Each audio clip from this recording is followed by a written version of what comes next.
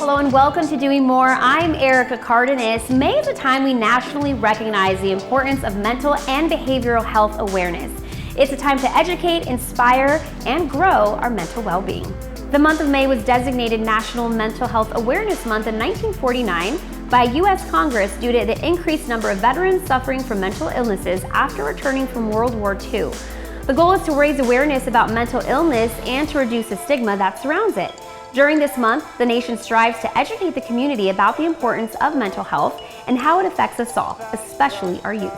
Just like notMYkid, an organization who's committed to serving and educating our youth with early prevention and intervention programs for more than 20 years. Take a look.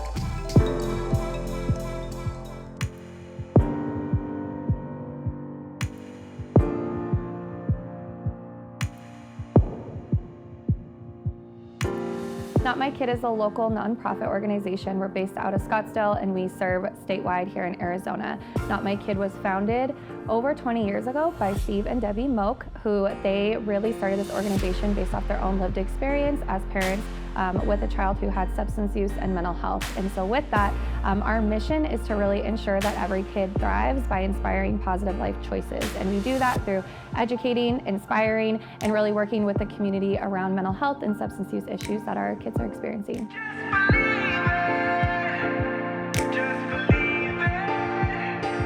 9 out of 10 kids that come here, they come in with borderline emerging substance use disorders. So 9 out of 10 kids in our program are already coming in with these experiences. And overall, on a national level, we have 1 in 5 kids that are experiencing some type of mental, behavioral, or emotional health disorder. And with that, only about 20% of kids who have those experiences are receiving health care or medical support, mental health support due to the inaccessibility often that it requires to get mental health services. We try and catch them in the prevention stage. So a lot of our work in the community, we go as young as 3rd grade to do bullying presentations and talk about what does it mean to be kind. And so that way we're catching kids before they fall into some of the mental health and behavioral and substance use.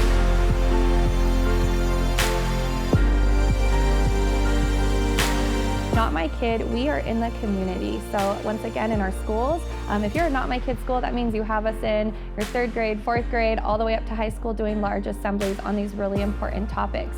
But even deeper than that, we offer our peer prevention support team, which peer is where you have someone with lived experience, whether it's with their own mental health or substance use, and they get to match to that youth. They're one-to-one, they get to connect with them, set goals, and really walk that walk with that person. And it's very human-centered, which I love. And then also with notMYkid, if you need more intensive care, we also have our clinical as well. And our clinical offers more intensive support with a clinical therapist. It's just overall a great team where you do get the full circle support. And if we are not a service that fits a family, we have also a program that connects them to an organization that might be a good fit as well. Protective factors up in our kids is a really great gift to give. And what that means is finding the strengths within our children and how do we embody those, how do we amplify those. That way they have that resiliency built up, and us as parents are continuously supporting that. notMYkid! Woo!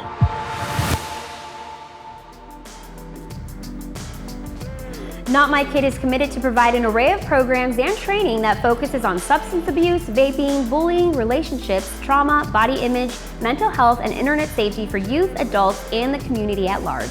For more information, go to notMYkid.org. What a great way of inspiring mental health. We'll be back with more on Doing More right after this. Welcome back to Doing More. We're observing National Mental Health Awareness Month here at notMYkid's courtyard, where they ensure mental health through education, inspiration, and growth. Did you know that more than 50 million Americans struggle with mental illness, and 1 in 5 young people ages 13 to 18 has or will develop a mental illness in their lifetime? Plus, studies show that youth depression rates have risen from 12.9% to 25.2% from pre-pandemic to 2021, which is why notMYkid is committed to educate and build knowledge to the youth and adults on where to go and how to ask for help if they or someone they know is struggling with a mental or behavioral health issue.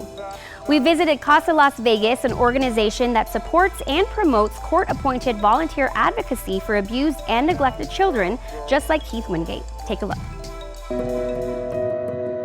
Casa Las Vegas is a court-run program. It's part of the 8th Judicial Court System, and they promote advocacy for children living in foster care. Their goal is to provide safe and permanent homes for children living in foster care in Southern Nevada. My role as a CASA volunteer is to basically be a quarterback of care for children who are in the foster care system. It is a situation, an opportunity for me to actually leverage my relationships with the courts, the teachers, the healthcare providers, and the parents to make whatever decisions that need to be made on behalf of the children who are in care, to do what is in the best interest for the child. Volunteers are incredibly important to the CASA program. So CASA Las Vegas is really all about volunteer advocacy. So what we do is we recruit volunteers to come and work directly with the children. So court-appointed special advocates are really here to better understand the children, understand their needs, get to know them, and advocate for them. My CASA kid's name is Deshaun, and he has impacted my life immeasurably. He's given me a sense of purpose. He's given me a reason to really get out and champion for not only him, but for all children that are in the foster care system. CASA volunteers are able to be that voice for that child. They work one-on-one with the child, they get to know them in a really impactful way, in a really deep and meaningful way, and then they're also able to take that knowledge that they have of that child and work in different aspects across that child's life. So they're able to work with all of the different people that may be a part of that child. My child loves video games, and so occasionally we will go to an arcade, but I try to stretch him out of his comfort zone and give him experiences that he's never had. And the good thing about having a child who does not have much in his life, it doesn't take much to give him because your time is the only thing that he's actually looking for. And so that is some of the things that I do that really makes an impact and is meaningful to me. So becoming a volunteer is easy. It really takes someone with a big heart, someone who you have to be at least 21, you have to be able to pass a background check and go through some fingerprinting and some logistics. But for the most part, a good volunteer is really anyone who has a big heart and just wants to help these kids. As a CASA volunteer, you spend about 5 to 10 hours a month on your case, but that can vary depending on the logistics of your case.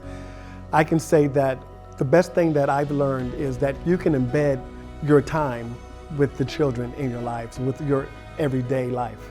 Children come from all different cultural backgrounds, all different age and religious backgrounds, and so we really do a lot to try to make sure that we're matching a child with somebody that fits into their lives that they can bond with and have a special relationship. We are always looking for volunteers for CASA. The goal for us is that every single child living in foster care in Southern Nevada has a CASA volunteer. So we need people, we need volunteers. Our goal is to get to 1,500 volunteers in the next year.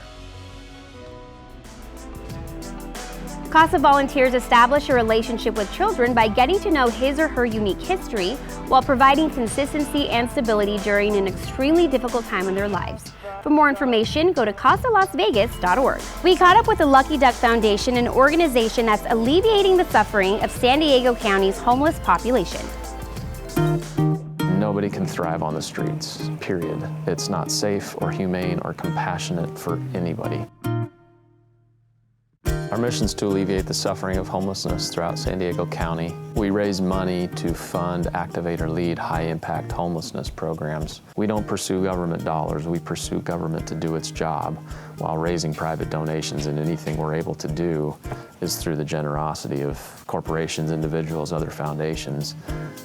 When we receive these donations, first of all, they're matched by our co-founders, and they go to support all of the programs and strategies that we invest in, from shelters, employment and job training opportunities, addressing youth homelessness, addressing senior homelessness, providing food and water, providing winter coats to transform into sleeping bags. We have a Cash for Trash program that's removed over 145 tons of trash from city streets. We also come alongside government to collaborate with them, or some say push on government to get government to be a little more swift and decisive and action-oriented in its approach to homelessness. Our group has successfully advocated that underutilized government-owned properties be converted to homeless shelters because it can be done very quickly and cost-effectively. The Lucky Duck Foundation has purchased and installed at least 3 massive industrial tent structures that can shelter upwards of 500 people every single night. Our mission is to alleviate the suffering of homelessness but I like to think we provide a very healthy dose of hope with each one of our programs. You know, our focus for 2023 is addressing and reducing senior homelessness, addressing and reducing youth homelessness. And so we work with Urban Street Angels on a number of strategies and programs. We work with the Youth Assistance Coalition because they're organizations that make impact. We've funded a place called Timmy's Place, which is a pizzeria and print shop that's going to employ 50 to 60 youth per year. And youth will operate both sides of the business every day and learn critical life skills, critical business skills, and most importantly, be on a pathway to a self-sustaining life. People go to LuckyDuckFoundation.org. We have a Share Your Luck button, and it drops down several different ways people can share their luck. And what we love about that also is you can be any age to do that. We have a Lucky Ducklings program that's all about engaging local high school youth. We're never going to solve it, but we can meaningfully reduce it and help a heck of a lot of people along the way by raising money to fund and activate a multitude of programs that are tangible and can be quantified and meant to alleviate suffering now, while simultaneously pushing on government to help accelerate their efforts.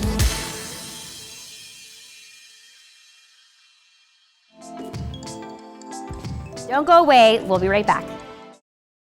Welcome back to Doing More. We shine a light on the good things happening in our communities. I'm Erica Cardenas. We're observing National Mental Health Awareness Month here at notMYkid, here in the peer room where members and peers interact. If you or a loved one is struggling with mental or behavioral health issues and need help, there's a Lifeline chat representative available 24/7 across the U.S. Contact the Lifeline by calling 1-800-273-8255 or chat through online chats. We headed to San Diego, California, where we visited the San Diego Children's Discovery Museum, an organization providing children with a Grow Up Great education supported by PNC Foundation. Take a look. The San Diego Children's Discovery Museum is a children's museum that serves San Diego County. Our area of focus is children between the ages of 0 to 10, but primarily 0 to about the ages of 7. We pride ourselves on the fact that we teach children in an informal, experience-based environment. And our area of focus is early childhood education, but specifically foundational fluencies, social emotional learning, and purposeful play. We not only try to provide our products and services locally, through local people, but we are involved in our communities. In order for us to do well here, we need San Diego to do well. We need to make this a place where everybody can thrive. And so it's incredibly important for us to give back and invest like this into the next generations that are coming up through our community. And so we kind of looked across the country and looked for places where it could really effectively improve communities that it did business in. It really landed on early childhood education. We started PNC Grow Up Great in 2004.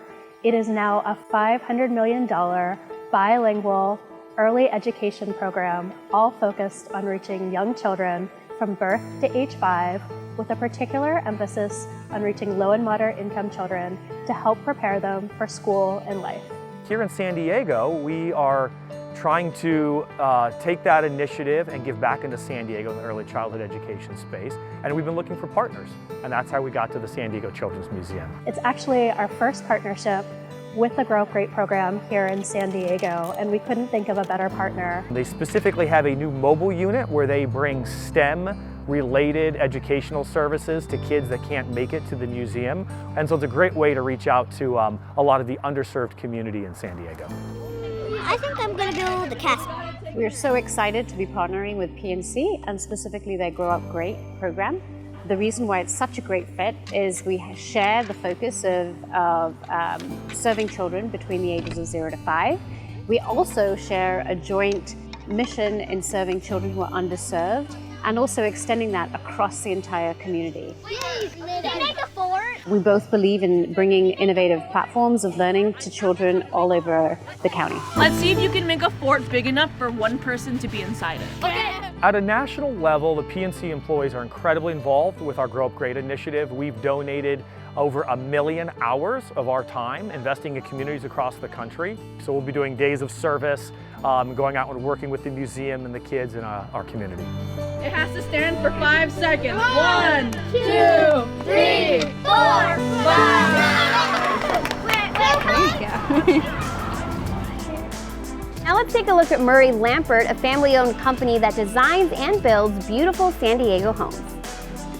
I would say a big difference with Murray Lampert is that we have a deep-rooted connection with the community and the people that work here, the trade partners we work with, and our customers. We're very proud of being San Diegans. At Murray Lampert, we love the community and community service. We've been very active in this, especially the San Diego Unified School District. I was on one of the boards for a few years. We've participated in the middle school in Patrick Henry, and we really felt good about giving to the teachers. When the engineering department needed support, we donated for models for the kids in architecture class to build actual framed models. With Rachel in the class and Adam also being on the baseball team, I saw Lisa around all the time. They actually donated a big marquee, digital marquee, and every morning I see that on my way into the classrooms. The ADU is going to house my in-laws. They live up in San Francisco right now. We did take other bids from other companies. Murray Lampert by far was the one that we felt the most comfortable with. So we're very supportive of Patrick Henry to this day. I graduated there, and both our kids, Adam and Rachel, graduated from Patrick Henry, so we still are very involved in that community. A few years ago, we donated the baseball scoreboard, which felt really good because that's where my son played baseball. 3 of us attended San Diego State. My wife Lisa Cantor, myself, and Adam Cantor. So recently in the run to NCAA and the Aztecs made it to the finals, we watched the games at a local place in Del Cerro where we grew up. Yeah, I'm a huge sports fan, including the Padres, and it's really exciting to watch them with the team that they've put together, and hopefully they make a run this year. We're really looking forward to being involved with the Salute to Teachers that's coming this year, and we hope to make that an annual event. This is one of the annual autism events, and it's a run walk. It's a 5K run and a 1 mile walk. We did both. So our team is just like our family, and Lisa sent out an email with an invite to our staff. Well, I didn't really have to ask. I mean, they really wanted to be part of it. It was a great event. We had one of our customers there, the Senescals, with Team Jack Mason. Phil Senescal, he was dressed as a minion. I have proof with photos and videos. This is our 6th year doing this event, and this is the biggest and the best autism event in San Diego and beyond. It's important that we create brighter futures for families with autism. My mom always says that Murray would be proud. We'll be back with more on Doing More right after this. Welcome back to Doing More, where we're honoring Mental Health Awareness Month here at notMYkid. Our final stop was with some special Cox Diversity Scholarship recipients who are being ensured access to higher education. Take a look. I'm actually overjoyed. Just fills my heart with so much joy that I don't have to put that pressure on my family anymore. Thank you so much to Cox Communications. This means a lot to me. Thank you guys. I really appreciate everything you guys do. The Cox Diversity Scholarship Program was an opportunity for Cox to be able to recognize those high school seniors that have a passion for higher education and do an amazing job representing their community and their culture. Cox has had a long-standing commitment to celebrating diversity in our own workplace. It's something that we've committed to with our employees, and it just was a natural progression for us to extend that into our community. And identifying ways that we can celebrate the great diversity in our community brought us to this place where we could do it through these outstanding students and recognize them for all of their great work and make sure they're set up for success with these scholarships. Sammy Qureshi is one of this year's Cox Diversity Scholarship recipients, and we're really excited about his future. He is going to be graduating from Basis Chandler and attending Arizona State University this fall, and ultimately has a plan to become a doctor.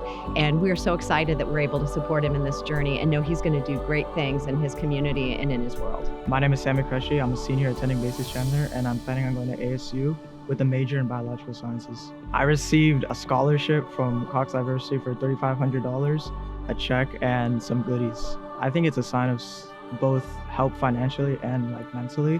Financially, obviously, I can use this money for stuff like tuition and books. And mentally, I feel like it's a sign of, I can use it as like a marker for success that I've done, and then in the future, success that I can have looking back at this scholarship. Our Cox Scholarship recipients this year really represent a diverse range of interests. We have students that are planning to become medical doctors, planning to become speech pathologists, computer science majors. It really does run the gamut, and they're all super high achievers. This is so amazing. I was not expecting this. I've been always empowering young women, especially in the STEM field. And as president of STEM Like a Girl, I'm very excited to get this diversity scholarship. And I'd like to thank Cox Communications for everything. My honor to attend these high schools, giving out scholarships to all these amazing young people. Truly touched my heart, and every personal story that I hear just reminds me that our future is intact. These young people are doing exceptional things out here. And just makes you feel great to be able to see the excitement on the kids' faces when they are awarded those scholarships. Thank you, Cox, and thank you, Asian Community Development Council, for everything. I'd like to thank Cox Communications for giving me the opportunity to win the scholarship. I'd like to thank my parents and my school and extracurriculars for shaping me to be the diverse person in Cox Diversity Scholarship. I want to thank the notMYkid organization for being a beacon of light in our communities through early prevention, education, inspiration, and growth. Poor mental health in adolescence is more than feeling blue. It can impact many areas of a teen's life, from school, grades, decision-making, and their health, which is why the importance of ensuring mental and behavioral health well-being. It affects how we think, feel, and act. It also helps determine how we handle stress, relate to others, and make healthy choices. Mental health is important at every stage of life, from childhood and adolescence through adulthood. If you or a loved one is living with mental or behavioral health issues and need help, contact the Lifeline by calling 1-800-273-8255 or chat through online. I'm Erica Cardenas. Thanks for joining me, and see you next time.